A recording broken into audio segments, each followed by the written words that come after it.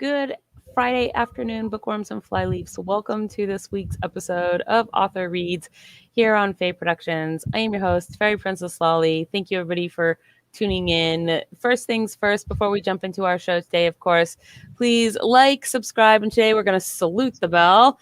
We do something new to our bell every show, or at least we try to. Sometimes I forget, but today we'll salute the bell. And then, yes. And then I also want to give a shout out to today's show sponsor, which is a Fairy Blossom Festival vendor, Platyfly Studios. And they've actually been here on the show before for handmade home shopping last year.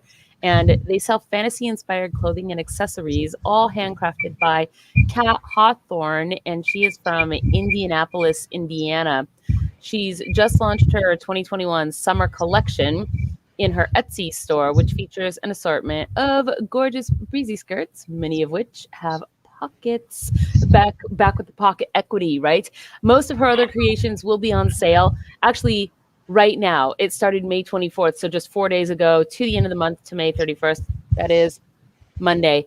So you guys, most of our stuff is on sale right now. Everything is designed with the discerning pixie in mind. So waistband sizing ranges from 35 inches to 70 inches, and you can follow her on Facebook and Instagram. Her information is in the low bar as well, so you can find her here in the ticker, but also you can find her before, during, after the show at any time just by clicking on the description to get her information. So one other thing is we still have a few more days left for our Fairy Blossom Festival Dross auction for the free room. So if you want to participate in that, go to the Dross auction event and just put your bid in. I think our current bid is 460 Dross. So and with that said, that brings us here into today's show proper with our guest author, William Allen Webb. Hi, William. Welcome to the show. Thank you. It's a pleasure to be here. Yeah. So please, if you will, tell us a little bit about who you are and where you're from, and shout out to any peeps you want to give a shout out to. Sure. Who I am would depend on who you asked. You would get vastly differing opinions on that. But I am from West Tennessee, from Memphis. Okay. I live now in West Tennessee. I've been a science fiction fantasy fan my entire life. Majored in creative writing in college. Overcame that to become a published author. And just creative writing classes just as a way of explanation. When you do it in college, a lot of times they're teaching you how to write. They're not teaching you necessarily how to write. They're teaching you what to write. And as many have found out, I was told that if you turn in anything fantasy or science fiction, it's an F. Well, so why is that? First of all, it's not just, I went to the University of Memphis, but it's not just limited to them. I've heard this from across the country. It's not considered real fiction. The ones I had. Genre. How can that possibly be the case? That contraindicates. In other words, if you're actually making money at what you're doing, then you must not be very good. That was the attitude that we would much rather, and if you read anything taught by a lot of these professors, it was just page after page after page of navel gazing. And I have found this out from others, some of whom have gone on to be extremely distinguished writers and professors and things, that it was exactly the same way with them. And so, and when I say it did me a lot of good in that they taught me how to construct sentences and express myself, etc. But they were almost anti-plot. Interesting. And plot is a hard thing to write. I mean, it's a hard thing to map out, and that's a skill for sure. And so it was a revelation to me when, after I'd graduated, I read some of the works by some of my professors and realized that they were terrible. And not just terrible in the sense that they were badly written, because they were very well written. The prose was beautiful, but they didn't know how to tell a story. To them, the prose was the story, as opposed to characterization and plot and narrative drive and all that kind of stuff. I'm sorry, I got off on a tangent. I didn't mean to. No, that is okay. We are here to chat right now. Okay. So I really did have to kind of relearn things, and after a while, I beat my head against the wall back in the days, long before self-publishing or anything of that sort. When you had to have an agent and you had to have, you could only be published by a few publishing houses. The 4 big houses, is that what they call them? Well, back then there were more than that, but yeah, it was the same thing. And science fiction was not nearly as big as it was then. This was pre-Star Wars. And some of it after that, it started becoming bigger, but it took a long time to ramp up. So there really wasn't that much call for it. And you had great authors of classic series putting their books out in magazines first as serials to make some extra money. Right. Got to do something, I guess. You did. So I turned to military history, a nonfiction, for quite a while, and then came back to writing fiction only 7 years ago, and wrote a book, just my first novel. So now, are you only a writer? Is that or do you have another job that you divide time between, or? Well, 8 dogs, but no, I am just a writer. And that's kind of how you've always been then, is always. Well, no. Back in the 70s and 80s, when I was writing, I had a full-time job, and full-time in those days wasn't what people think of today. This was 65 to 80 hours a week, every week. And it was in a retail store. It was on my feet the entire time. Oh. I was a salesman on commission, and I made a really good living. I was good at it, but it was still brutal. Yeah. After that, I went on the road. Then finally, after that, we had a couple of kids. My wife is an attorney. So she said, look, one of us has got to stay home with the kids. I make more money than you do, so guess who it's going to be? Right. And I was fine with that. My only stipulation was, if you can, I'll try not to poison you, and you try not to complain about what I feed you. Oh, no. Yeah, and I'm not the cooking person either. So. No, me either. I do cook, but it's to this day, it's rudimentary. Yeah, nope. If you don't want me to cook, like not unless you're up for not feeling well later on, or possibly just dying. Yeah, my extent of cooking is I can do spaghetti, because I know how to brown the ground beef, dump the pasta sauce in, stir it up, and then just make it warm. Yes.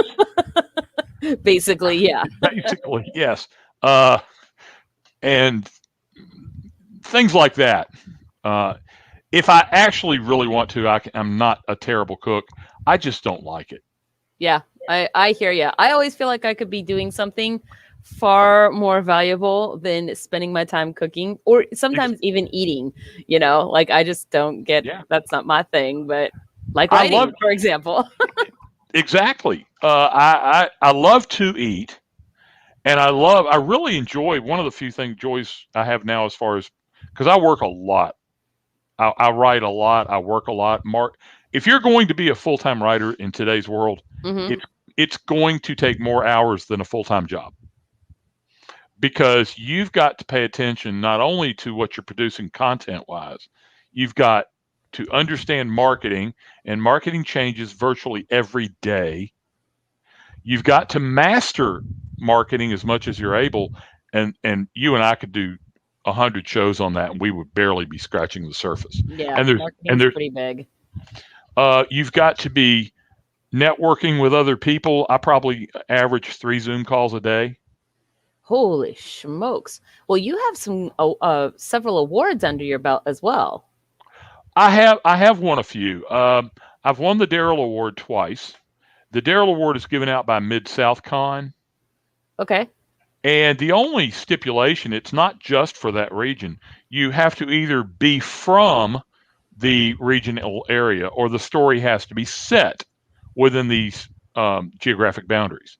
But 2 years ago, I was a finalist and lost to a gentleman from California who writes in George R.R. Martin's Wildcards universe. Oh, interesting. And so he came in town to get the award and to see. We didn't know he'd won till he won, but I was runner-up. But 2 other times I won it, and it's a nice award. It's a great award. And then I've also won a couple of times from the Imagine Award from Imaginarium, which if you aren't familiar with it, it's a convention in Louisville. Okay, I am not familiar with it, but it sounds like it's awesome. Like I love its name. It's a great convention in that it's not necessarily a fan convention, although there are fans there. Sure. But it's heavily influenced by writing tracks, and they do a lot of that type of thing, and it's not limited to just one genre. I went to a panel with some folks, and the panel was writing disabled military romance for 6 figures a year. And so even within this one little niche of a romance category where all the somebody in it is disabled military, a protagonist, there were people making 6 figures a year writing that. Wow. That's a lot of money.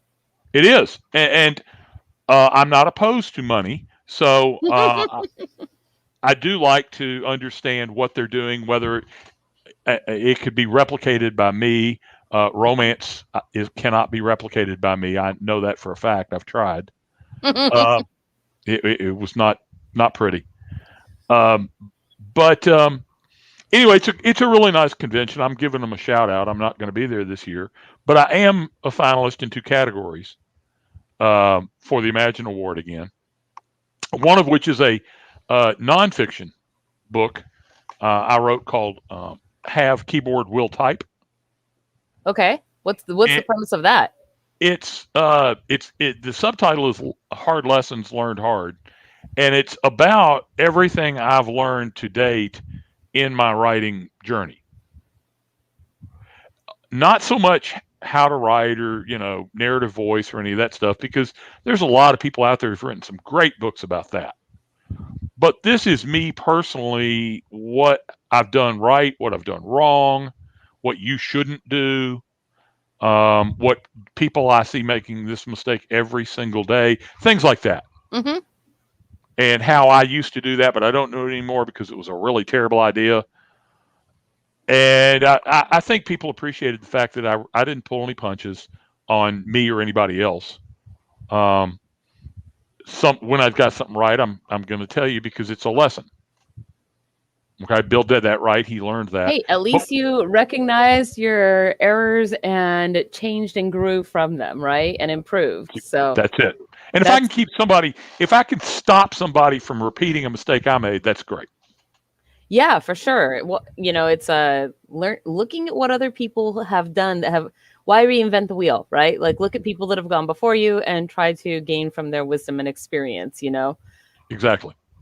So that's a good policy. Now, so you do a fair amount of military writing, and what are you reading to us from here today? Can you tell me a little bit about that? Sure. I was going to read 2 different things. And when we get to the question and answer session, I would strongly suggest that you get an air horn or something to wake your readers up. But oh no, don't say that.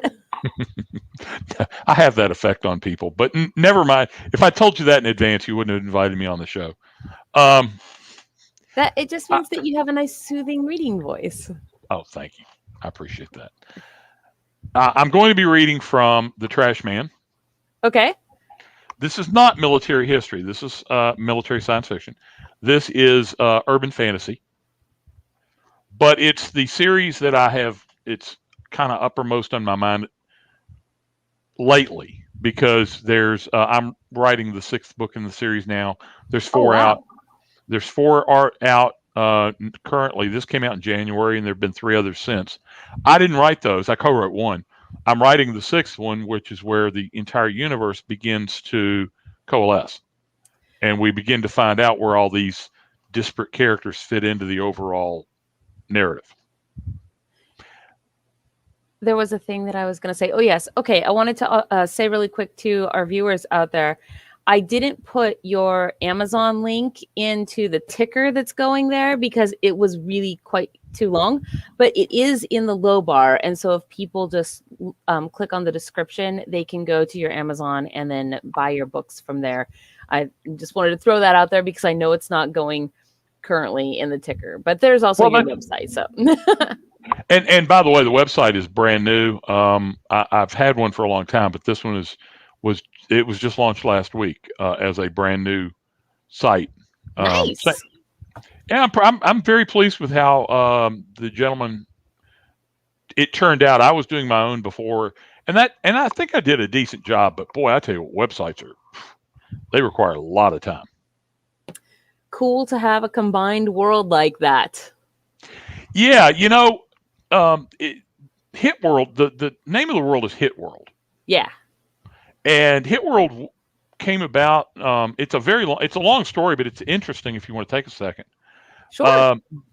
In the early 1990s, and for those of you who think the 90s are a rumor, no, they really did happen. Whether you were here to see them or not, they were there, I assure you. And the place to be on the internet was AOL. There were only 2 choices for chat rooms and message boards and things like that, and AOL was far and away the biggest. ICQ and AOL, that's what I remember. Yep. And you had to buy the discs with the new versions, or they would pass them out. I remember that. But you had to pay for your time, and it was dial-up. It was a mess, but it's what we had. And about the mid-1990s, there was a board, a message board on AOL that was not all that popular, but it's called Hard Boiled. Okay. And it was devoted to noir fiction, noir mystery, crime, and things like that. Right. And other authors from other crime genres kind of coalesced. Now, at the time, nobody had ever heard of most of these authors. They were not well known. But among them were Max Allan Collins, who wrote Road to Perdition. That was the movie. Yes. And he has a lot of series out. Michael Connelly, the author of Bosch, which is a TV show on Amazon, but it's also every book he has is the #1 bestseller on the New York Times. Harlan Coben is another #1, every book, right straight to the top kind of guy. And among all these people was a gentleman named James W. Hall. And Jim, in his books, his last book that I'm aware of, stayed at #1 on Amazon, the entire site, for like 4 consecutive days, which that's selling books in a stratospheric fashion I can't even imagine. But anyway, Jim created, just for fun, every holiday. Me about this. I'm sorry? Oh, I said you froze, but I think it was actually me that froze, not you. Okay. No, I'm kidding. No. It's funny that you did that, because on my Wednesday show, they do that to me all the time. If I say something about somebody being frozen, then they'll just, are you there? Are you moving? And then they'll be like,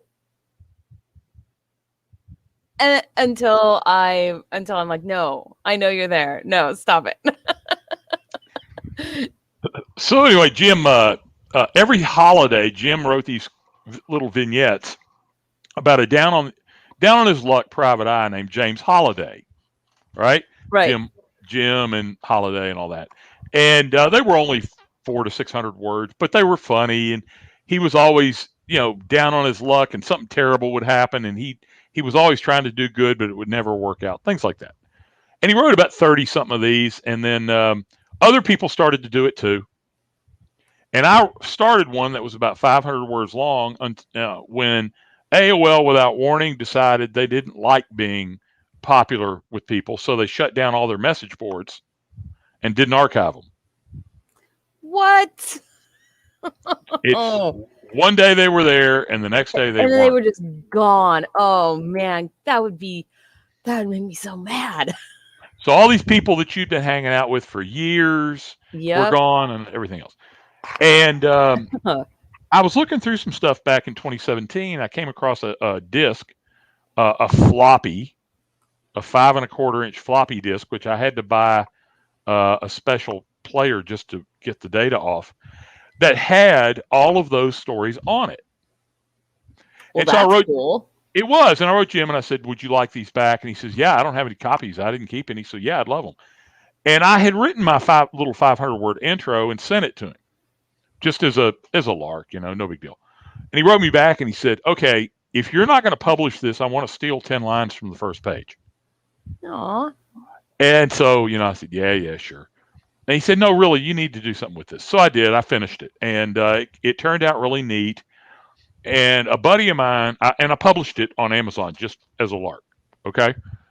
And it was only about 5,000 words. It was just a little short story. A buddy of mine read it and said, "Hey, I got an idea for something similar." A guy named Larry Hoy, and can I do one? I said, "Sure, yeah, So we decided and he helped me flesh it out. All right. So he's the co-creator in that respect. And we were just going to let our friends write in it. We were going to make the rules. Here, the rules, knock yourself out. Right. But last year, Chris Kennedy at Chris Kennedy Publishing decided that he wanted the series. Now, there wasn't a series at that point. It was only some novelettes, two. But he said, no, I believe in this. So he bought it, and we then had to turn these into novels, as it turned out. Hey, that's good. Well, it wasn't. It was what was strange is that this entire world was already created in our minds, but we didn't know it until we had to go, okay, what do we write about? Right.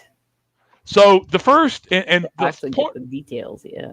The point of that whole story is that chapter 1, or really probably the first 2 chapters in here, are very little changed over what I wrote, especially chapter 1, 20 years ago. They're updated, they're edited and all that, but there's really probably 80% of it still there. That's a pretty good start then. If it was, weathered the test of time. It did, and Jim liked it, and I appreciate his support. And he's probably looking at what we've done and thinking, "Oh my God, I wish he'd shut up. Don't tell people I had any part in this." But it's turned out to be great. As shared universes go, it's a lot of fun. And so I hope that any writers that write in it in the future have as much fun as we're having with it, because it now has, and originally it was just a noir, kind of a John Wickish kind of thing. Because in this world, assassination's legal, murder's legal, as long as it's performed by a government licensed agent. Assassins, I guess. Agencies. Yeah, they call themselves shooters, but yeah, as long as and it goes through this quasi governmental agency called Life Enders, and there's a whole backstory about how it came at all. Oh no. But it, in a lot of ways, it has cut down on things, because if you kill somebody or arrange for it, while technically you're not supposed to know who hired the shooter, you can take out insurance policies that whoever hired you will be killed in turn. So if you suspect, like, your husband's trying to line up your death, or your spouse, then you can go to them and say, "Listen, I'm going to give you a retainer, and here's the rest of it, in escrow. And if something happens to me, I want you to get whoever, hired me to be killed." And so and then you let them know, anybody you suspect, by the way, I have an insurance policy that, well, now if they have you killed, they're going to get killed too. That is, wow. So you have to be careful about exactly how you go about doing this. And that shows up in the first book in a kind of a big way. So it's been a lot of fun. It's very, it brings up some interesting ethical questions about the nature, the nature of the death sentence, I guess. Like so it's all very, very. I'm trying to think of a good word for it, but yes, there are ethical quandaries throughout. In fact, in book 2, that's Larry wrote that, and I co-wrote it with him.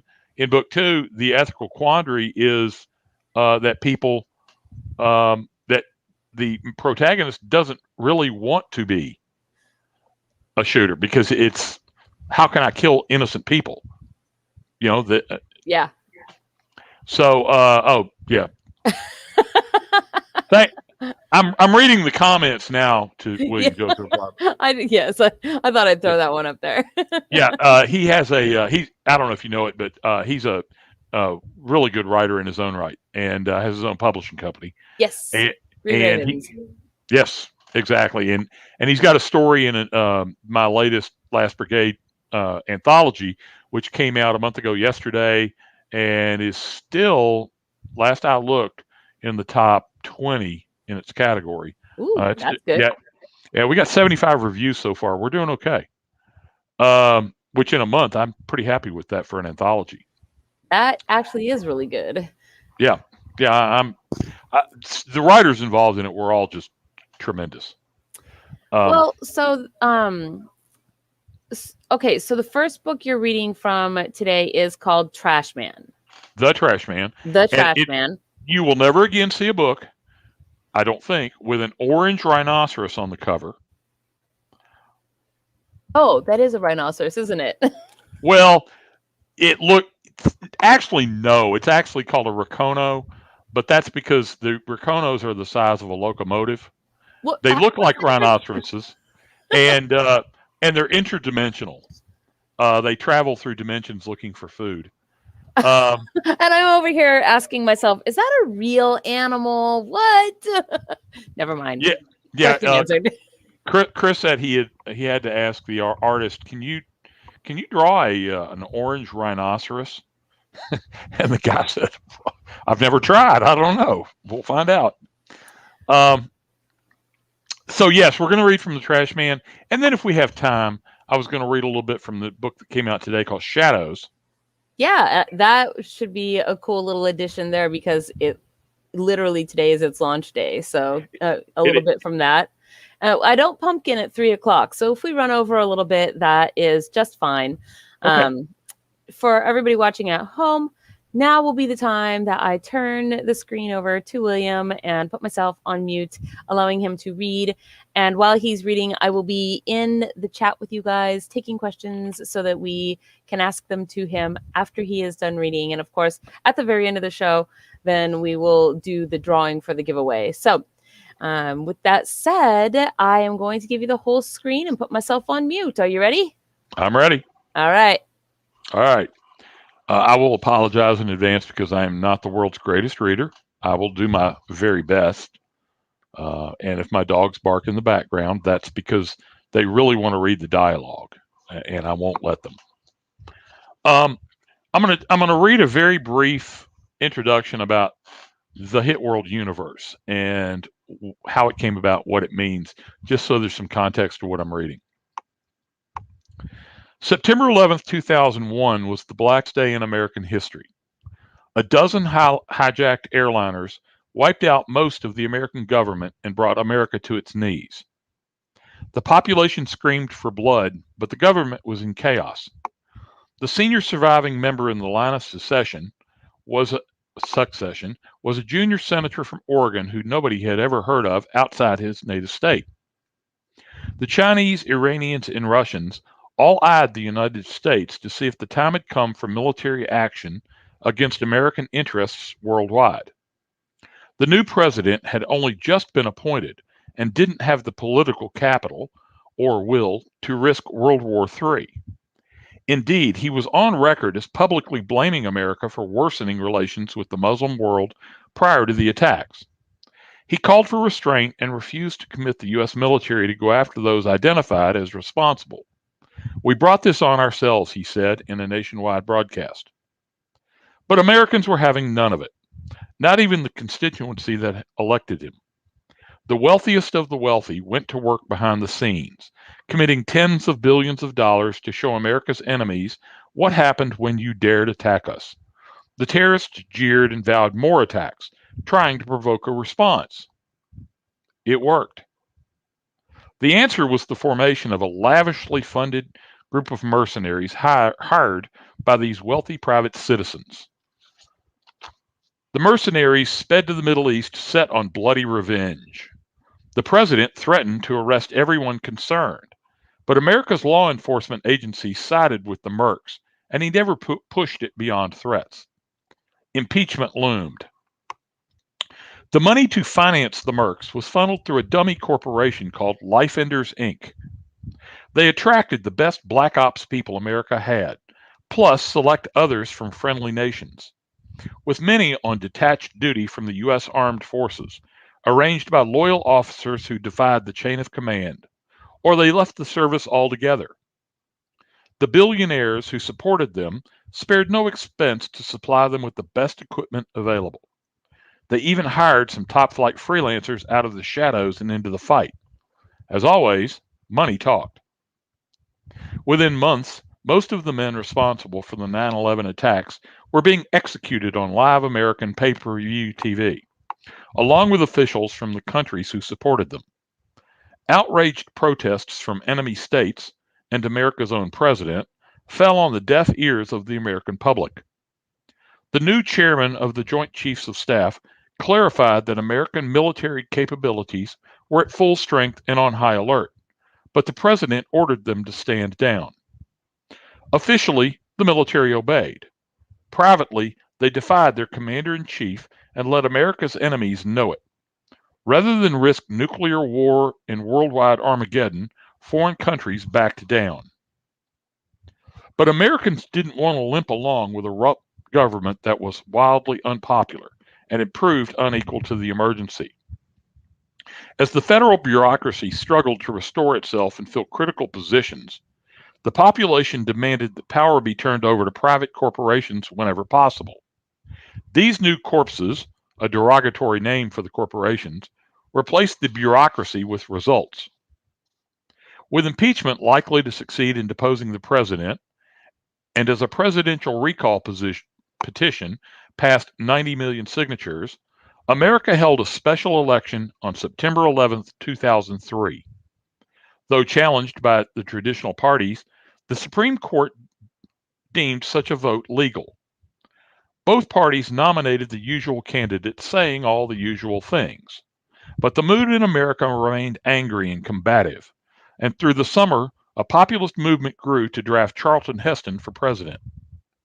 The two political parties laughed off his efforts, but they misjudged the mood of the country.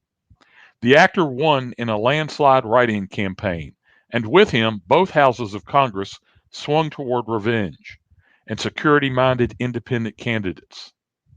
When the actor took office in January 2004, he had the strongest mandate of any president in American history. Lifeenders Incorporated grew out of that mercenary group that struck back in the Middle East. The corporation found and eliminated threats to America worldwide with the speed and technique of a scalpel. When terrorist organizations were discovered within America, Lifeenders Inc. found and eliminated them. Terrorists couldn't hide from their reach, and there was no appeal on their judgment. As time went by, LEI, as Lifeenders came to be known, also tried to end murder within America's borders. Killers were met with swift Old Testament justice. But that didn't work. First, there were too many murders, and second, the regular police angrily opposed such intrusions into their areas of responsibility. So the government passed all the legislation and, more to the point, set all the corresponding fees and tax rates to finance private, legal assassinations under the quasi-governmental LEI. Non-contracted killings remained murder, but with all the usual punishments. But contracted murder through LEI was the law of the land. The street name for this new reality was Hit World. Chapter 1. The blonde was bleached, like raptor bones frozen in Cretaceous mud. Lumped into a chair beside her, the guy's fleshy jowls sagged like raw bread dough. Jewels glittered on most of their 20 fingers, and they both smelled nice, like those French milk soaps hotels put in the little baskets in the bathrooms. You've read the contract, I presume, I said. You know my fees? The terms are acceptable. The money is no problem, Mr. Delvin said with a dismissive wave, as if I was just another underling. Experience taught me that when people said money wasn't a problem, it was a problem. People for whom money really wasn't a problem didn't have to say it.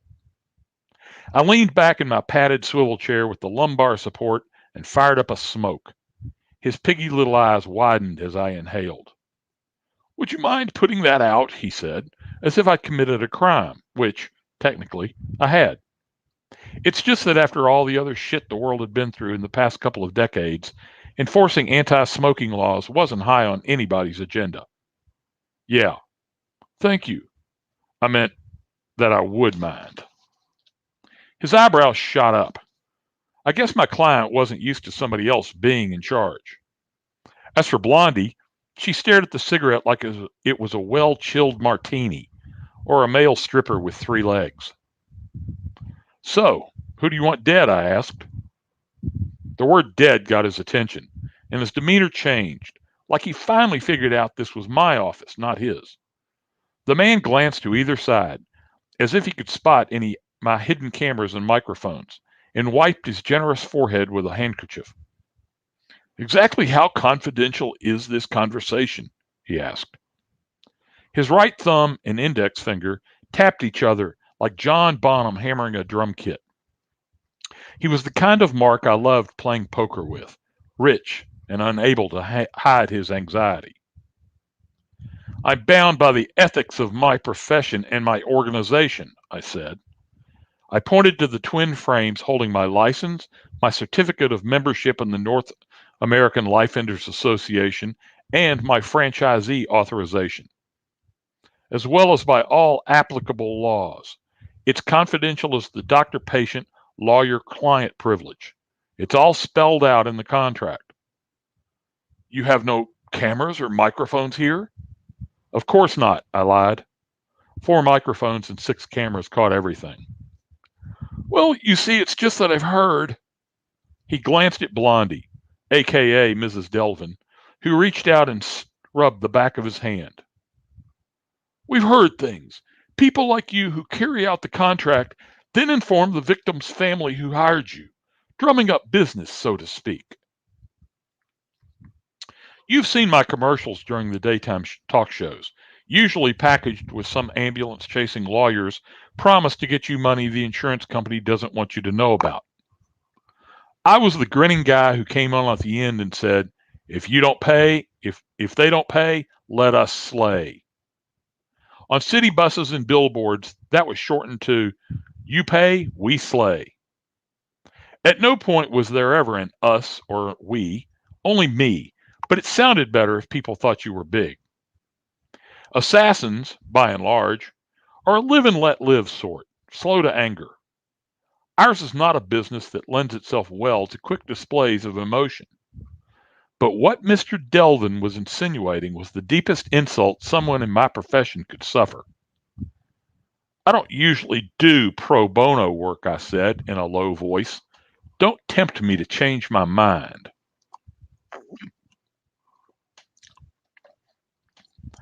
He blanched and rose from his chair, mopping a new outbreak of sweat. Keeping this guy dry must be a full-time job. I beg your pardon, sir. I'm not very good at this sort of thing. I meant no offense. He began inspecting the books I keep on my shelves to impress clients, nervously distracting himself from his faux pas, and stopped at the same one they all stop at, the one with the infamous name on the spine. He looked at me curiously. It's signed by the author, I said, in 1925, the year it was published. It's a first edition. He wasn't very famous then, and the book is mostly gibberish. Nobody read it, but eventually everybody bought it. You're a Nazi? I'm a collector. Call it my retirement fund. Inevitably, his eye strayed to the shadow box beside the bookcase, with the inscribed photo of President Heston and a 3-inch square of blood-stained linen. Is that from? Yeah, he was a bleeder. You were in the room? I was, I said, not bothering to sound humble like some of my friends did. We were badasses, knew it, and I didn't see any point in false modesty. Can we please return to the business at hand? Who is the victim? Tell him, dear, Blondie said with a gentle prod. It's all right, tell him. After all, after he still hesitated, however, her tone changed. The prod now was more like the one designed for cattle. Tell him, you idiot! What a sweetheart. Delvin sat back down and wrung his hands like a teenage girl overacting in a high school production of A Streetcar Named Desire. My daughter, he finally said. God help me, I want you to kill my daughter. Blondie snorted and shook her head derisively at her pudgy husband. If she'd asked me to do it, it would have come right off her shoulders. I try not to judge my clients, but sometimes some people just rub you the wrong way, and you can't fake it. That's one reason I smoke, to hide any traces of when my face betrays my true feelings about a client. Kids die all the time. Car wrecks, meningitis, freak accidents on the playground. There was a 9-year-old boy playing baseball who got struck in the chest by a pitch. He keeled over, dead. The ball wasn't thrown hard enough to break a window, yet it struck him in just the right spot at just the right time, interrupted the electrical impulses from brain to heart, and that was that. But hiring to have one killed is different. Sure, I've met children in my life who should have been killed, mostly in line at the grocery stores and movie theaters. Of course, I say that in jest, mostly. Killing a kid crosses a line I'm not prepared to cross. But Dawn Delvin wasn't technically a kid. So if Delvin wanted me to kill his adult daughter, what of it? I'd hired somebody to check these new clients out before I met with them, so I knew their whole backstory. My guy found out that the client, Leonard Ackworth Delvin, was having money problems of the sort that have plagued short, dumpy men with gorgeous wives for centuries, keeping them in diamonds, fancy cars, expensive vacations, and all the trappings of the sugar daddy scene. Before he reached 40, he owned a brokerage firm with 50 salesmen peddling junk bonds to people with little money and less sense. He'd made his money in bonds, but most of his assets weren't liquid, which meant a constant juggling act between credit cards and escrow accounts to keep Blondie happy, if that was possible. This kept him in a perpetual cash crunch. Blondie's real name was Lila. She was the first Lila I'd ever met. She was his third wife, and not the intended target's mother. Much better looking than most third wives, and certainly more expensive, she was gorgeous in a whorish kind of way, but also on the wrong side of 40 and starting to show it. As the wrinkles set in, it took more and more expensive baubles to hide them, or rather to distract people's attention from the beginning turkey neck and lines in her forehead. So the bills mounted while the cash dwindled. Something had to give, and it wasn't going to be Lila Delvin's plastic surgery schedule. The allowance money his daughter received was more than enough to cover her medical bills, or so she'd said after her 5th martini while lunching with friends at an upscale bistro. My PI buddy doesn't miss much and loves lunching at expensive bistros when somebody else is paying. In this case, me. He recorded every word and had a snifter of Courvoisier XO with dessert. There's nothing cheap or sober about James Holliday. How old is she? 19, Blondie answered, with raised eyebrows and a slight smile. Old enough to be killed. Legally, yes, I said. I trickled smoke out of my nose to watch her reaction, but she didn't flinch. She reminded me of a snake on the hunt. I even looked to make sure her pupils were round, not like slits on a viper. My precious darling doesn't mince words, Delvin said. In that respect, she has an old soul. He reached out to caress her hair, but she turned away, making me wonder where his hand had been and trying to remember if I'd shook it. I wanted to tell him that her soul was probably as old as her profession, but didn't. Cash is king, after all, and I didn't give two shits if paying me left him cash poor. He had plenty of assets to liquidate.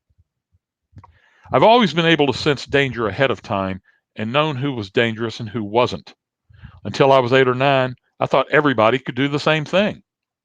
I also thought seeing people surrounded by colors was normal, which I made the mistake of mentioning to Gloria Twendall in 7th grade and, when she told all of her friends, earned me the nickname Crayon. I tried to fake liking Delvin, and not only because there was no way to know how many more people he might want dead. I wanted the business, of course, and while hiring me to execute his daughter made that impossible, I could and did aim for civil. But I had also met a lot of people like Delvin, who substituted assholeness for the pain of growing up bullied. I recognized it because it was my life story. Why do you want her dead, Mr. Delvin? Why do you need to know? Blondie said in a fake sweet but really cold voice. It was the same tone used by older Southern matrons when they said, "Bless your heart," but really meant, "Drop dead." Her curled lips and upturned nose reminded me of a surprised chicken looking down its beak at me. I hoped the balloons on her chest stayed inside the minimal restraint of her low-cut black gown, because I wanted to hate her. I mean, really deep down, sanctimonious, soul-satisfying hate. And I knew that if those 38 double Ds popped out for a visit, lust would override my hate. Did I mention I love slutty women? I crushed out my smoke. I have to presume the 19-year-old target is in good physical condition and take measures accordingly. To do that, it helps to know why she's a target. For instance, if she regularly shoots at neighbors with an AR-15, I need to know. The ethics of my profession are clear that judging clients is the equivalent of bringing braised kittens and puppies for a fundraising dinner at the local animal shelter. We're not supposed to care why you want somebody killed, only whether you can afford it or not. For some reason, I kept digging away at Delvin. In the end, who cares why our customers want somebody dead? It won't change anything. But I did want to know. Her name is Dawn, he said. Dawn Mary Delvin. You shouldn't have any trouble. She's quite small. My baby girl can't weigh more than 110 pounds in a wet t-shirt. I wished he hadn't mentioned a 19-year-old female in a wet t-shirt. She joined the Peace Corps right out of high school, but now she's doing something else. There's a foundation that builds schools down in Central America. She's there now. She's building a school? Yes, but not like you're thinking. See, the children down in those hellholes go to school in the dirt in front of somebody's hovel, out there in the jungle somewhere. People like my daughter help them pick up the plastic bottles thrown everywhere. Then they stuff them with trash and build walls out of them. Slather on a coat of mortar, pour a concrete floor, screw on a metal roof, and they call it a school. Fascinating. And what? This offends you? Oh, my word, no. I couldn't be prouder of her, trying to bring civilization to those people. Uh-huh, I said, as if that made sense. Oh, gag, Blondie said. I doubted that she had gagged for a long time. The self-righteous little bitch does that shit for cover, to make everybody think she's little Miss Sweet and Innocent. Why do you say that, Mrs. Delvin? Call me Lila. That's the last thing I wanted to do. Mrs. Delvin is more professional, and a pro acts like a pro. I said this wondering if she'd catch the double entendre. She did, and she curled her lip again. I wanted to ask if she was flirting or doing an Elvis imitation, but managed to keep quiet. Think what you want of me, Mr. Steed. You will anyway. But my husband is a good man who's blinded to the snarling mongrel hiding behind his daughter's oh so innocent blue eyes and white teeth. She's trying to have me killed because she wants Daddy's money all for herself. She's a monster. As she spoke, Mr. Delvin tinkered with his phone, found what he sought, and held it for me to see. It was a photo of a young woman with a bright smile and sunshine in her hair. She was holding a butterfly in her palm and appeared to be giggling. Those were the things I was supposed to focus on. Instead, I focused on what was behind the butterfly. I kept a professional mask on my face, but inwardly felt like a real creep. If Helen of Troy looked even half as good as Dawn Delvin, it was no wonder all of Greece spent a decade killing each other over her. She was a wholesome, innocent goddess. Those bright blue eyes and a face the color of fine china under a mane of curly black hair had no doubt broken more than one heart during high school, because after 5 seconds, she was breaking mine. This was going to be like killing the Easter Bunny. Okay, so that's chapter 1. I was going to read you a section later on. I tried to pick one that doesn't give away too much. But I had a lot of fun writing it. And if this reminds you just a little bit of Charlie's Angels, well, that's good too. This is chapter 10. The office looked like a leftover set from an English murder mystery, with brown books shoved into brown wooden shelves trimmed in darker brown. Crimson rugs, carved oak tables, and leather chairs filled the floor space, with a sprawling Spanish-style desk at the far end. A man sat behind the desk and faced the far wall, so I couldn't see his face. I say it was a man because of the bald pate ringed by iron gray hair, although I guessed it could have been a woman with bad genes. The medium tenor voice didn't mean anything. I'd heard women with deeper. I couldn't place his accent. It was European for sure, but Americanized. Welcome to my home, Mr. Steed. My name is Keel. I understand that you've had an interesting day so far. I might use a different word than interesting. Nevertheless, thank you for coming. It didn't seem optional. Of course it was. You could have refused and wound up in a Jamaican jail for something I didn't do. That doesn't alter the fact that it was a choice, as was entering this room. I pointed over my shoulder with my thumb, even though he wasn't looking. Not according to your gargoyles out there. They told me if I didn't come in to see you, they'd break my leg. Yes, well, they may have tried and perhaps succeeded, but once again, you had a choice. Between coming along peaceably and getting my leg snapped. Come now, Mr. Steed, give me credit for knowing who I invite into my own home. Meaning, let's be candid, shall we, Mr. Steed? I'm well aware of your particular skill set. All of your skills. So if circumstances demanded it, I would have had you killed. I have no doubt you could kill both of my sons. They would die hard, yes, but they would die nonetheless. That lethality is why I've brought you here. Those are your kids standing guard outside the door? They are. And while I admit they didn't pursue the professions I'd hoped they would, you may understand that I've grown rather fond of them. Let's get to the point then. Why am I here?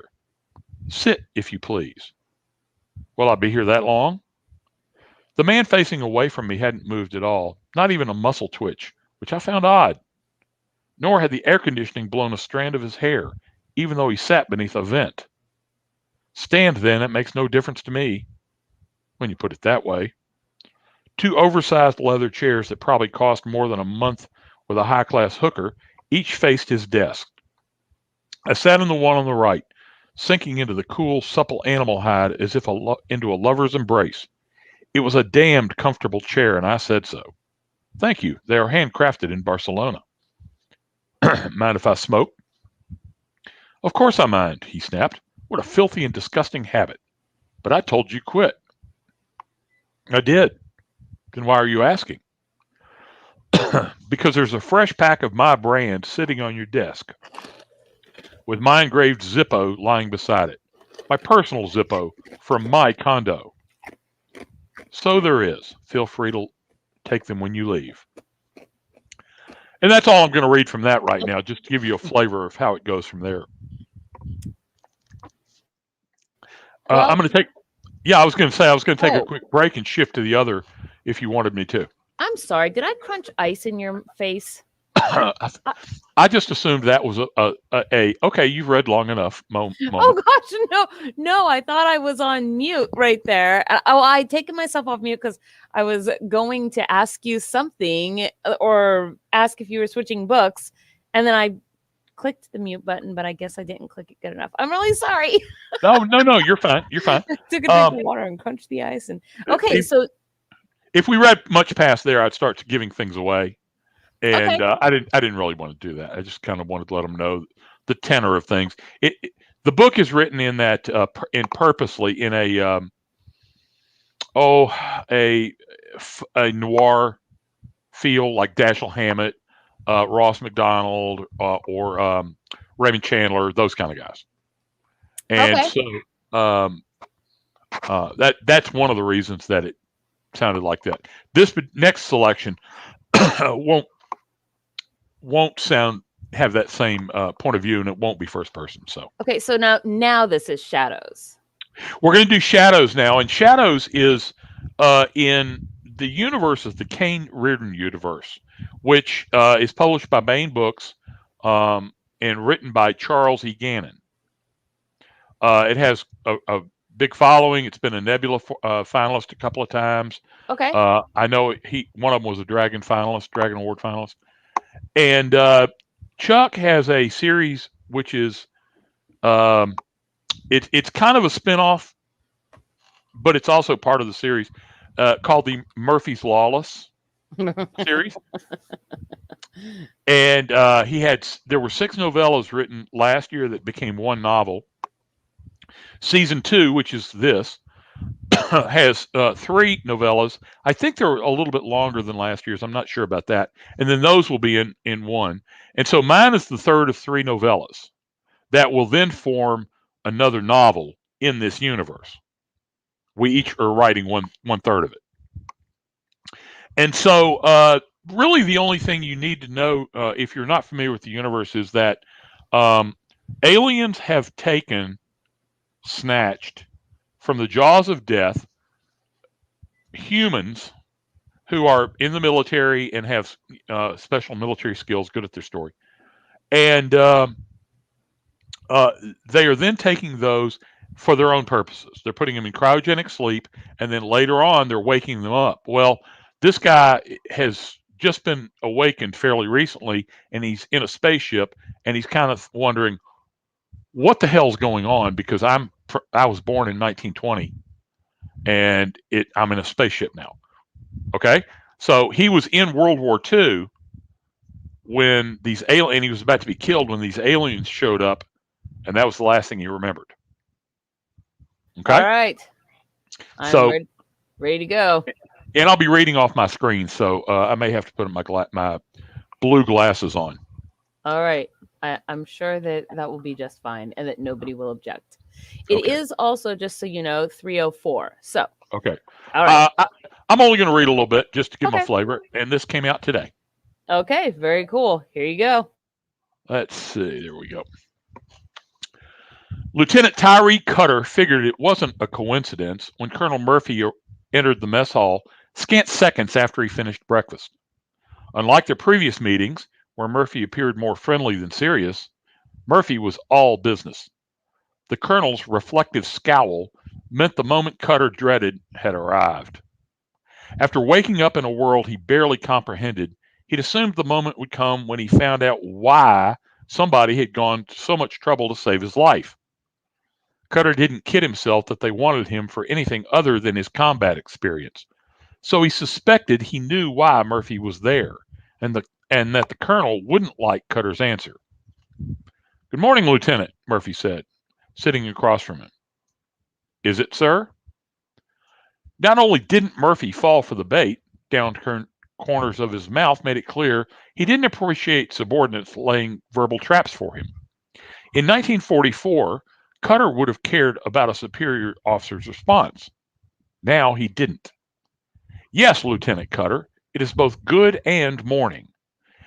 And you have just wasted 10 seconds of my time. Don't do it again. Is that clear? Yes, sir. Sorry, sir. I doubt that very much that you're sorry, Lieutenant. You certainly don't sound like it. Nor should you think I'm unaware of what your answer will be when I give you your first mission orders. You plan to say no, and that response is unacceptable. So be advised. Cutter used his thumb to scrape at his front tooth, a nervous habit he picked up early in the fighting after coming over Omaha Beach on D-Day +5. The hedgerows of the Normandy bocage country made for claustrophobic warfare that only grew worse at night when a man could only grab sleep in brief snatches. May I speak freely, Colonel? Yes, but be quick. If you've come to give me a combat assignment, I'll take it and do my best. But if it's a combat command assignment, I'm not the man for the job. Murphy's scowl softened into something more akin to an empathetic frown. He clenched and unclenched his left hand several times before he glanced down and realized what he was doing. That answer is no more acceptable than it was 10 seconds ago. You're willing to fight and perhaps die, but not to order others to do the same thing? That's the size of it. Do the circumstances matter? No, sir, not really. In France, you fought an enemy that was among the toughest on earth, well-trained, well-led, well-armed, and for the most part, highly motivated. The losses your platoon suffered were not your fault, Lieutenant Cutter. Other American units suffered worse than yours. No offense, sir, but it's hard to suffer worse than wiped out. And now you have survivor's guilt, is that it? Something like that, Colonel. I was entrusted with the lives of 37 men who followed me into France on June 11th, and 2 months later, they were all gone. I assume you want me to repeat that failure with a new bunch of guys, because otherwise, why are you here? What were you doing when you were rescued? We've already discussed this, sir. Discuss it again. Cutter shrugged. Why not? Pre-dawn on August 7th, we were dug into a little hill east of the French town of Mortagne, right in the path of a German counterattack. My platoon was down to 12 men at that point, one squad, and we were supposed to pull back later that day to absorb replacements. The morning was warm and there was the usual mist hanging low over the countryside. We heard German tanks coming, lots of them, down this lane that ran straight below our position. I radioed Company HQ and they told us to hold as long as we could and then pull back. We didn't have a bazooka or any heavy weapons, but we captured a German Panzerschreck with some ammo, so I ordered 2 men to get it and cover the road. The first tank that came into view was a Panther. The man with the Panzerschreck asked permission to open fire at 40 yards, but I told him to wait until the range was down to 20 yards. The lane was narrow, and if we knocked out the lead tank, we'd gum up the works for the whole crowd attack. That's what got my men killed, that extra 20 yards of waiting. Could the weapon have penetrated at 40 yards? Maybe. Panthers had pretty thick front armor, so it's hard to say. But once you fired a Panzerschreck, everybody knew where you were because of all the smoke. We'd killed plenty of Germans because of it, so I knew we'd only get one shot and wanted to be sure of a kill. That's a good tactical decision, Tyree. Cutter shifted in his seat at hearing his first name. Thanks for saying it, sir, even if neither one of us believes it. When we're alone, please call me Roger, or even Raj. Sure, sir. I mean, Roger. And most people call me TD, not because I played football. My middle name's Denning. TD it is. So anyway, on that morning, while the boys were waiting on the Panther to get close enough, Panzer Grenadiers slipped across the field on our left and got behind us. By the time we took out the Panther, we were cut off. I ordered the men to make a break for our lines and stayed behind to cover them, but I waited too long. I heard MG-42s and watched my men get chopped to pieces, and then the world went black. and you woke up here. Murphy's left hand twitched. He lifted it and rubbed his wrist. Would it change your mood to know that 7 of your men survived? Cutter's eyes narrowed. How could you know that? I think that's enough for now. All right. That is a good little hook. Well, it at least gives you a flavor of what's coming. Most of the story is action. Mm-hmm. But when you're introducing a new character, I tried to write the story without a formal introduction of the character, and it really just doesn't work. You have to let people know who's playing the game. So, okay, so we do have some questions out here. Sure. Let's see.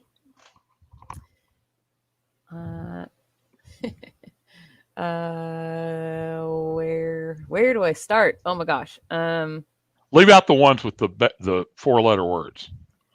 There aren't any ones with 4. I mean, there are 4-letter words, but not those kinds of 4-letter words. Oh, regular, okay. All right. Regular 4-letter words. Let's see. Okay. How did you relearn? How did you relearn how to write plot? Oh, okay. After the college debacle and all that. Yeah. Okay. I read a lot and I study a lot on how to writing craft and all that. I do it to this day, and so I would strongly recommend that. My friend Kevin Eikenberry has a course on plotting a novel, and most people are either an outliner or a pantser. Right. And of course, outliners outline to the nth degree. Some just have basic outlines. And even pantsers outline. They just do it up here.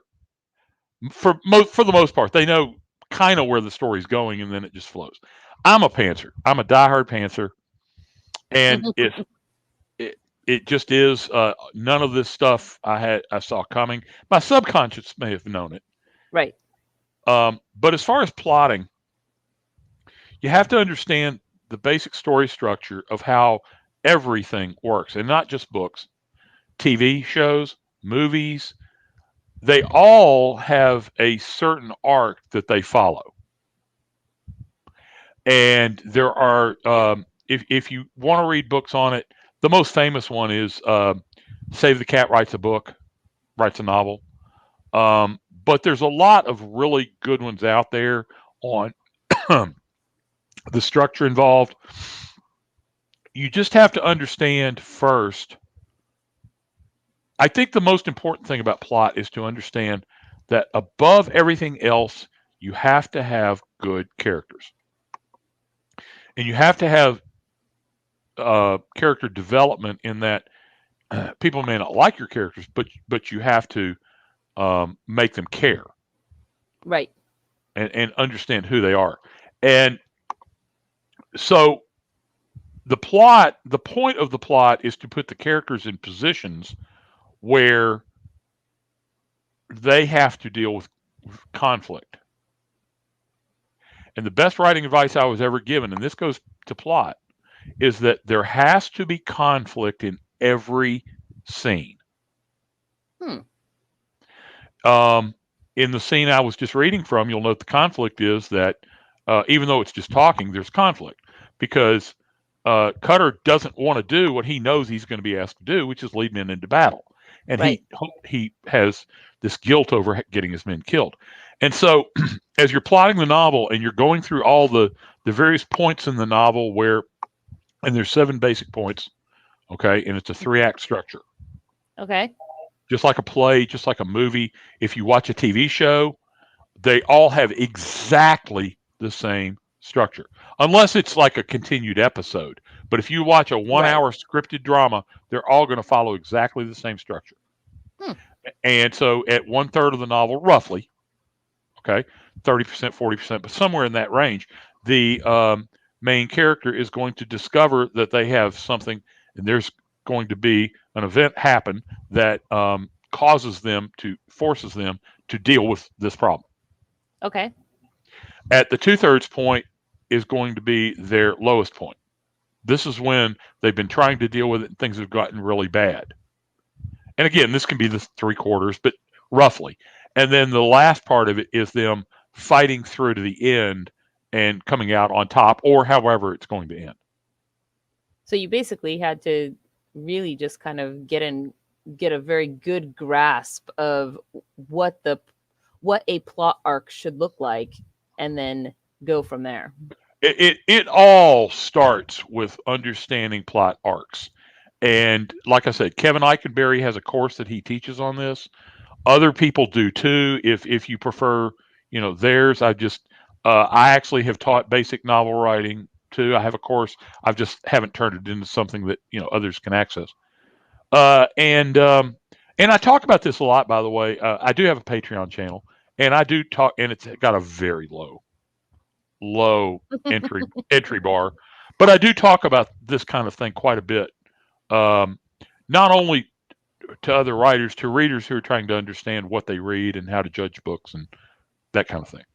Well, and speaking of Patreon too, it's just so everybody knows, it is possible to follow people on Patreon before you subscribe to them. That way you can kind of get a feel for what may be going on there before you actually hit the pledge button. But okay, here's a fun one. What is the body count in the Trash Man? Okay, I'm going to get you. I don't know. It's a lot. Now, and again, body, are we counting humans? Or do we count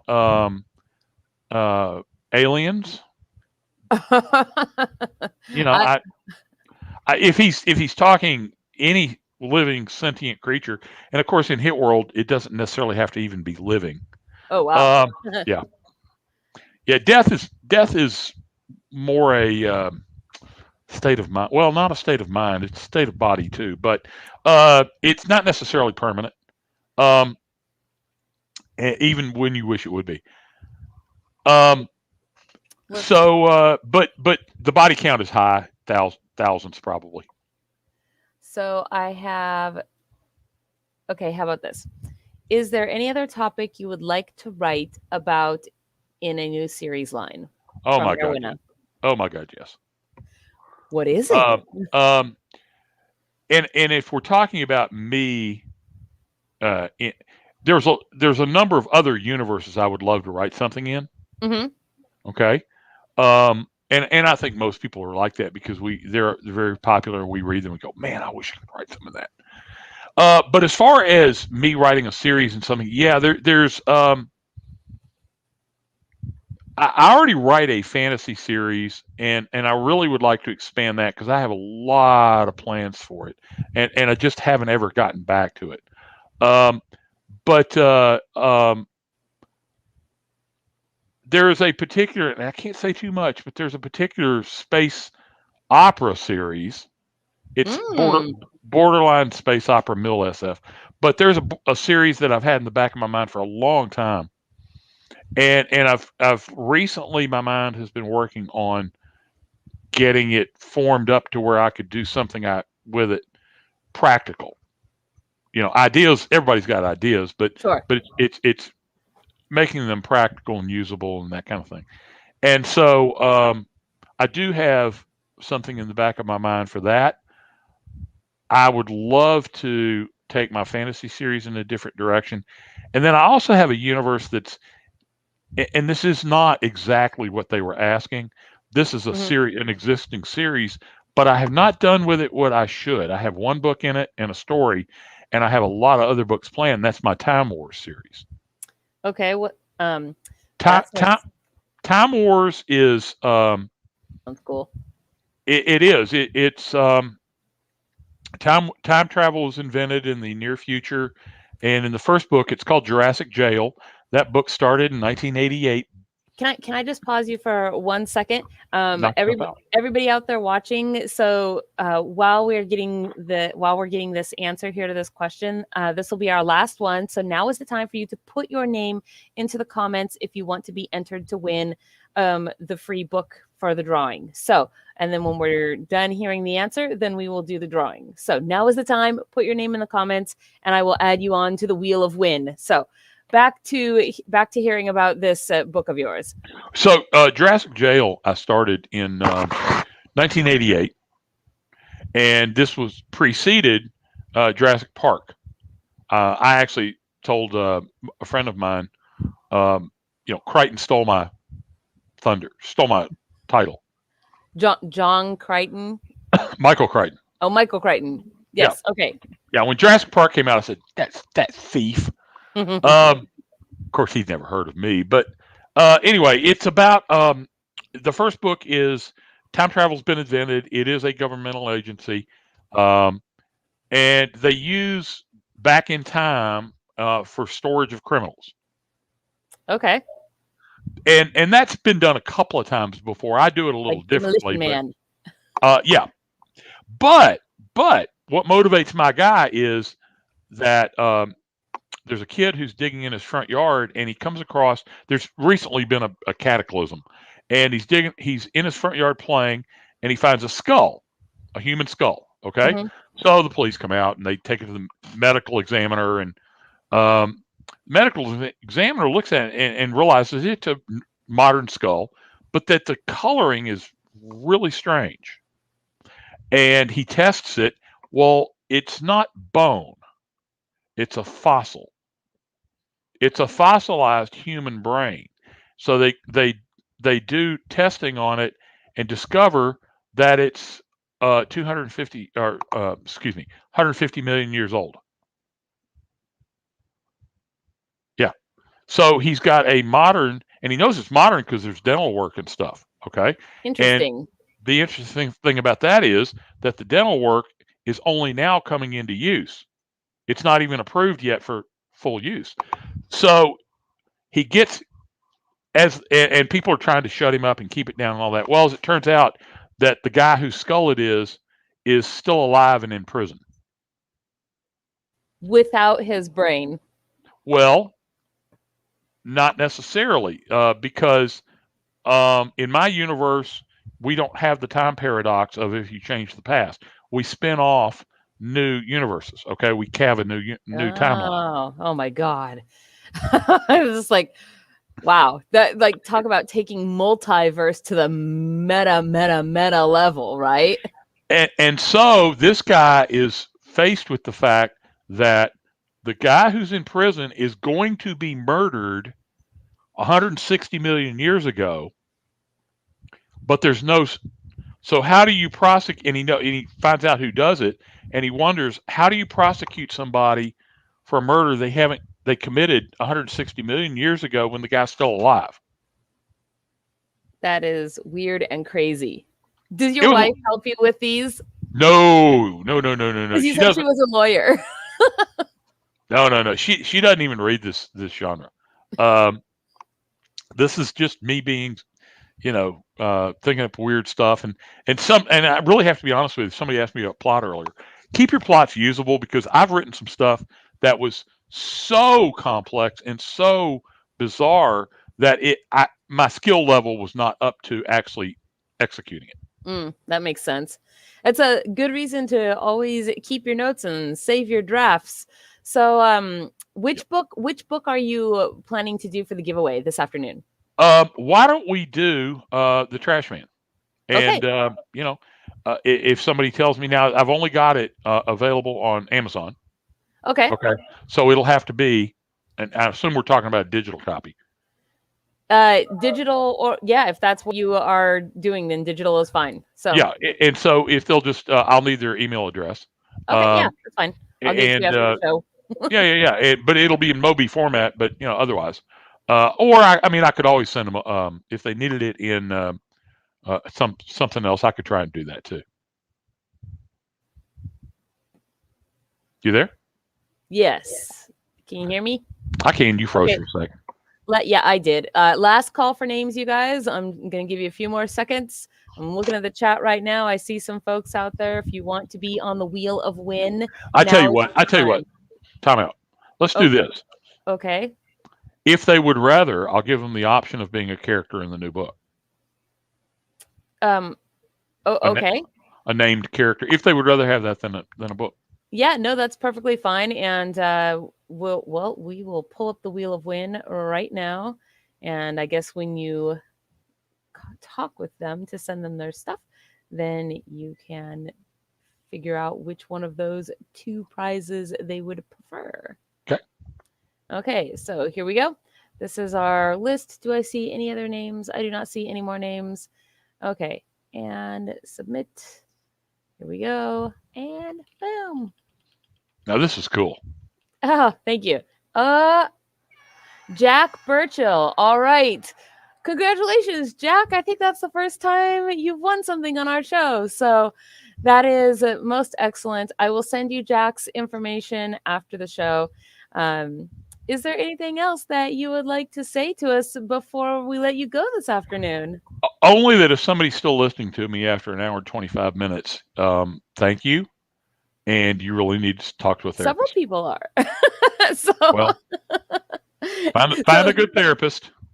What a good therapist. Find your way to the Amazon/website links. Please. And please, guys, yes, so it does bring us around here to the end of our show. Remember, if you do buy his books, leave the reviews. That is always very helpful to the indie authors. It's Friday, and our next show will be on Wednesday. We have a hedge game on Tuesday of next week. It's the first Tuesday of the month. So if you are interested in joining us in the hedge games, there is a link in the low bar, tinyurl.com/fayhedge, and you can find us on Discord and join us there and get in on that. And with that said, I think that's everything, you guys. Hit the like and subscribe. You can always support us on Patreon, and of course get your automatic entries into every drawing. So thank you so much for joining us, William, and reading to us from your books. And it's been a pleasure. It's been congratulations on your book release today of Shadows. So Thank you. And many sales to you, good sir. I appreciate it. Take care. Yes, you too. Hello, friends. This is Gunther Hammerhands. Thank you for checking out Fairy Princess Lolly's channel. If you enjoyed this video, please hit the like and subscribe button. Use your troll hammer to ring that little bell icon to get notifications when she posts future videos. And if you'd like to support these magical creations, fly over to our Patreon and join the Fairy family. Safe travels!